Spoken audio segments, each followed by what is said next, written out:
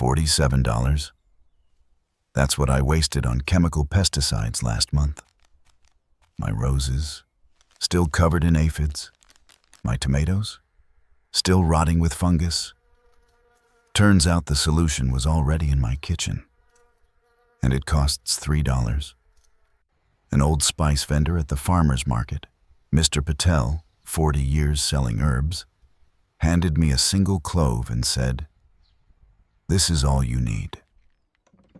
That forgotten jar of cloves in your spice cabinet right now? Research shows it can target aphids, spider mites, and ants, but somehow leaves your ladybugs and bees completely unharmed.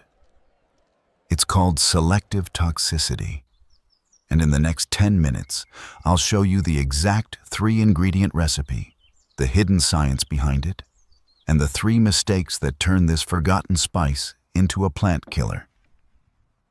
But first, why does a kitchen spice work better than a $47 chemical? The answer involves something the pesticide industry would rather you didn't know. Let's start with what the chemical companies don't advertise on the label. That $30 to $50 bottle of pesticide you bought at the garden center? It contains broad-spectrum killers.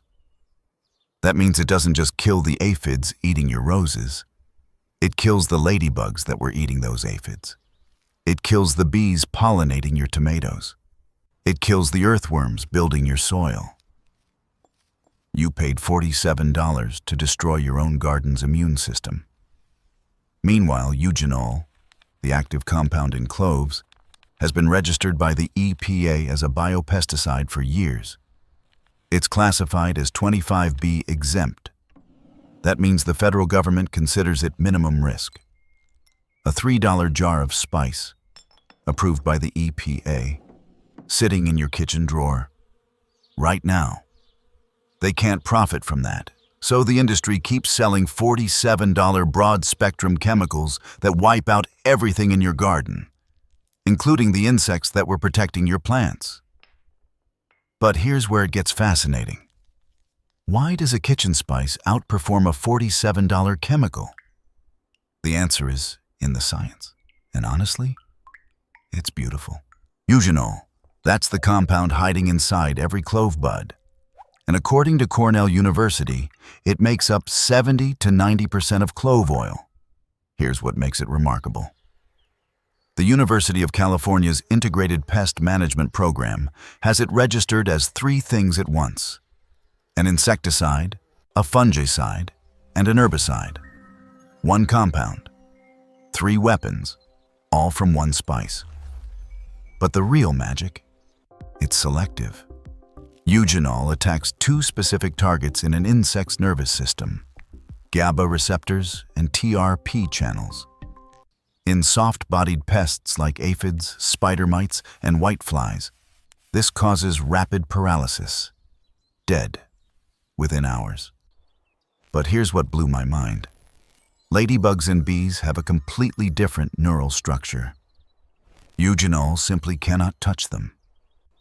A 2020 study published in the PMC confirmed high selectivity. Eugenol kills aphids, but leaves lady beetles completely unharmed. Think of eugenol as a key. It only fits the lock on pest insects, aphids, mites, ants. It simply cannot open the door on beneficial bugs like ladybugs or bees. No synthetic pesticide on Earth can make that claim. And there's a bonus. Eugenol also destroys fungal cell membranes through something called reactive oxygen species, ROS production. It's effective against botrytis, powdery mildew, and glomerella. Now you know why it works. Let me show you exactly how to use it. Write this down. Write this down. This is the exact recipe. Ingredient number 1, clove oil. You have 2 options. Option A, 10 to 15 drops of clove essential oil per quart of water. Option B, 2 tablespoons of whole cloves steeped in hot water for 4 to 6 hours. Now here's what not to use. Not clove powder. It clogs the sprayer. And not cinnamon oil. That's a completely different compound. Ingredient number 2, mild dish soap. Half a teaspoon per quart. This is your emulsifier. It helps the oil mix with water so it actually sticks to the bugs. But not antibacterial soap. That can harm your soil microbes. Plain dish soap only. Ingredient number 3, water. Lukewarm.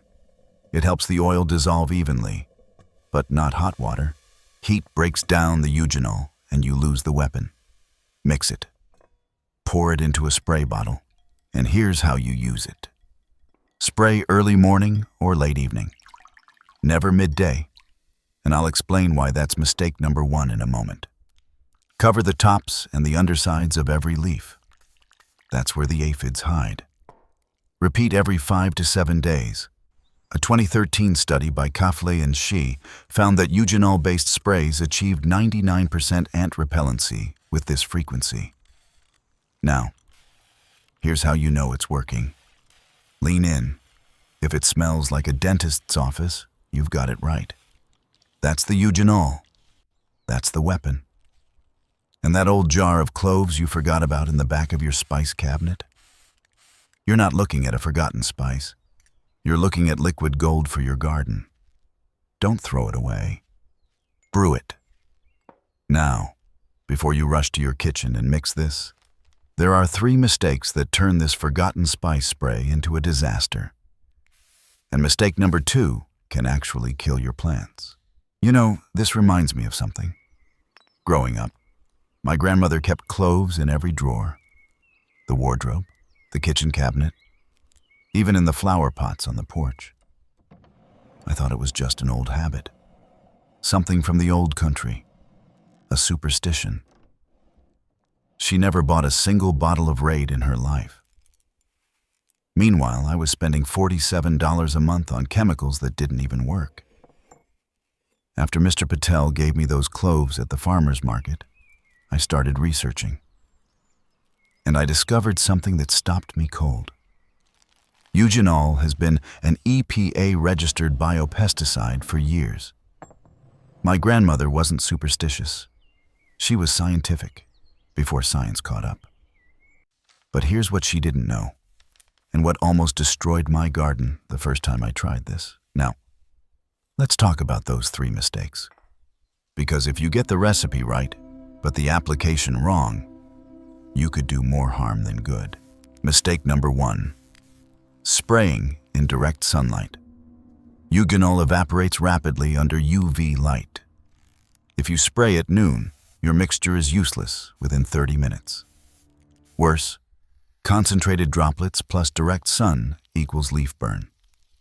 Compare. Spray at 7 a.m. and eugenol stays active for 6 to 8 hours. Spray at noon, gone in 30 minutes, and your leaves are scorched. Always spray early morning or late evening. Always. Mistake number 2. Too much concentration. And this one can kill your plants.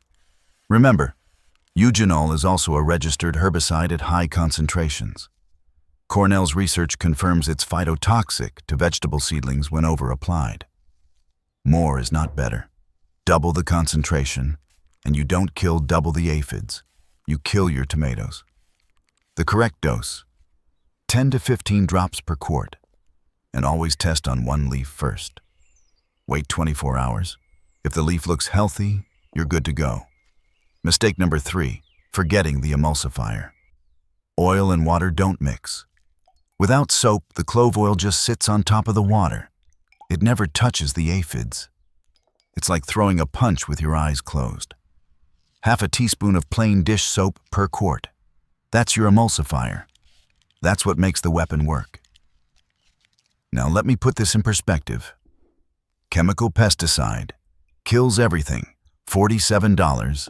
Toxic to pets. Neem oil. Slow-acting, bitter smell. $15. Clove spray. Selective, practically free, safe for pets and bees, and you can make it in 5 minutes. The choice is yours. Now, I need to be honest with you. This is not a miracle cure for everything. Clove spray works beautifully on aphids, spider mites, ants, whiteflies, and fungal diseases like powdery mildew. But it does not work on large beetles, caterpillars, or root knot nematodes. This is a precision tool for specific problems. But don't just take my word for it. Let me tell you what happened when I shared this recipe with my neighbor. My neighbor Linda, she's 72, walks a beagle named Max every morning. She tried my clove spray on her rose bushes. 3 days later, she texted me a photo. Clean, not a single aphid. The ladybugs? Still there, still working, she said. I'm never going back to the garden center. That's when I knew this wasn't just my garden. This could change anyone's garden. Picture this. Next spring, you walk outside, your roses are blooming, your tomatoes are clean, no chemicals, no $47 bottles, just 1 jar of cloves and 5 minutes of your time. Your neighbor asks what your secret is. You smile, and you hand them a clove. That's not just gardening. That's freedom. Remember Mr. Patel, the spice vendor at the farmer's market? He told me something that stayed with me. His grandmother in Kerala grew cloves on her own tree. She used them for everything: cooking, medicine, and yes, her garden. She never bought a single pesticide in 60 years. She knew what the chemical companies spent millions trying to hide. That a simple spice from the kitchen could protect a garden better than anything in a bottle. And now you know her secret too. So here's what I want you to do. Go to your kitchen, find that jar of cloves, and start brewing. But first, I want to hear from you. Comment below. What pest is destroying your garden right now? I read every single comment, and your problem might become the next video. If aphids are your enemy, type aphids below. If it's ants, type ants. If it's something else entirely, tell me. I want to know. Now, cloves handle aphids and mites beautifully. But what about the fungal infections that come after pest season? That's a completely different battle, and I've got the recipe for that too. Go save your garden and your wallet.